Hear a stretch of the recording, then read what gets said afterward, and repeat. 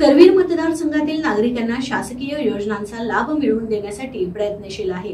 भविष्यात लाडक्या बहिणींना 2100 रुपये देण्यासाठी प्रयत्नशील राहू असं प्रतिपादन करवीर मतदारसंघातील आमदार चंद्रदीप नरके यांनी केलं।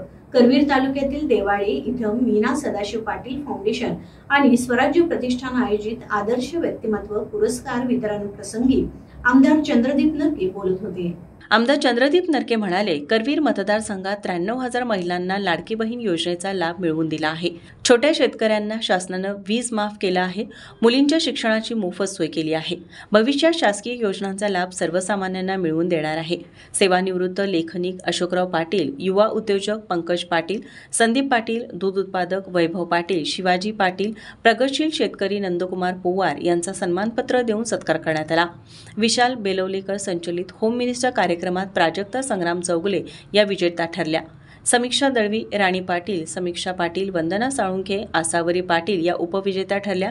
कार्यक्रमास भोगावती महाविद्यालयाचे उपप्राचार्य निवास पाटील, शाहू पतसंस्थेचे उपाध्यक्ष सदाशिव पाटील, स्वामी समर्थ सहकार समूहाचे संस्थापक विकास पाटील, उत्तम पाटील, यशवंत दूध संस्थेचे संस्थापक बाळासाहेब पाटील, सरपंच रुपाली पाटील, राजश्री पाटील, अरुण पोवार, संयोजक विशाल सदाशिव पाटील यांच्यासह आदी उपस्थित होते।